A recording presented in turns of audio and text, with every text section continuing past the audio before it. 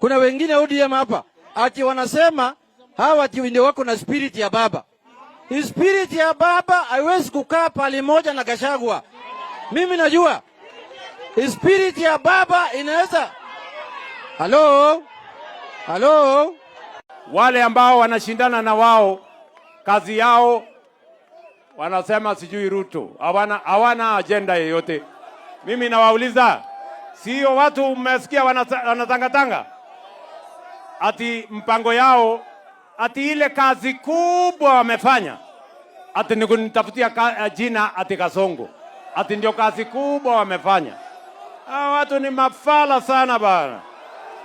Wale watu hawana agenda. Hawajui barabara inajengwa namna gani, hawajui affordable housing, hawajui watoto wetu watasoma namna gani, hawajui stima inaunganisha namna gani, hawajui reli inajengwa namna gani, hawajui universal health coverage inaendeshwa namna gani. Wale watu hawana agenda yoyote bwana. Hawa ni watu ambao watatuletea hasara mingi.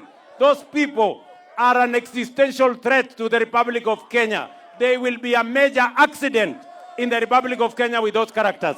Mimi nawauliza ndugu zangu, tujipange. Busia muko tayari? Busia muko tayari? Tutembee pamoja. Si mnajua wale jamaa? Mnawajua? Wale wa Wantam na Kasongo ati na Masgo wako na agenda kusidi hapo. Wako na agenda kusidi hapo.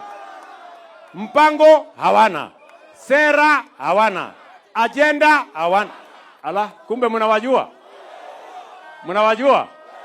Wale jamaa ati mpango, ati agenda, ati sera, ati akili. Hata akili hawana, watu wako chini sana bwana. Kuna wengine wanatuambia ati hakuna haja ya kujenga barabara, ati hakuna haja ya kujenga soko, ati hakuna haja ya kufanya affordable housing. Mimi nataka niwaambie hawa jamaa, tumieni akili bwana. Tumieni akili. Nchi yetu ya Kenya, by 2050, 60% of our population will be living in towns. That is why today, as intelligent people, we are planning the future by making sure that affordable housing gives us decent living conditions in our cities. And that is why we are investing money in affordable housing. Wacheni kutuuliza maswali ya upuzi. Ama namna gani, my friends? Mnasema tuendelee ama tuendelee? Tuendelee ama tuendelee? Ati kuna mjamaa mwingine anasema watu waendelee kuishi kwa slums. Ati hakuna haja ya kujenga soko. Ati hakuna haja ya kujenga hostels. Huyo jamaa ako na akili kweli? Mtu ambaye anasema watu waishi kwa slums ako na akili? Ati kwa sababu ati haiwezekani kupandisha kuku mpaka 12 floor. Mimi nataka niwaulize, ni heri upandishe kuku iende 12 floor ama ni heri ukae kwa slums? Kwani hii kuku iko kilo ngapi? Si ipelekwe huko 12 floor na wananchi wapate makao mazuri? Wangapi wanasema tuendelee? Nasema tuendelee. Mimi nawauliza ndugu zangu, sawa sawa, hii Kenya tutaibadilisha. We have stabilized the economy. We have modernized agriculture. We have sorted out universal health coverage. We have sorted out our education. We have laid a firm foundation.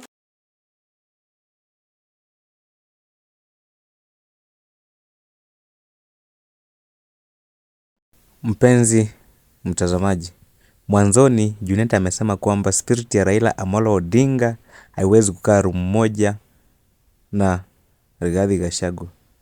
Unakubaliana na maneno hayo? Jana Rais Ruto amekuwa kule upande wa Busia na amesema kwa mara nyingine kwamba opposition ya maana akili, opposition waweze mtishia yeye, hawana agenda, kazi yao ni kutaka tu watu waishi katika slums. Na sana sana amekuwa akimwingilia bwana Edwin Watenya Sifuna kwa sababu yeye alisema kwamba kuku haiwezi panda hadi 3rd floor. Mjadala huo kati ya Rais Ruto na Senator Sifuna unaendelea kukita mizizi, wakijibizana kila wakati na kila siku katika kampeni zao ambazo zimeshika chini tunapoelekea mwaka wa 2027 katika kinyang'anyiro ambayo kitakuwa kikali nchini Kenya.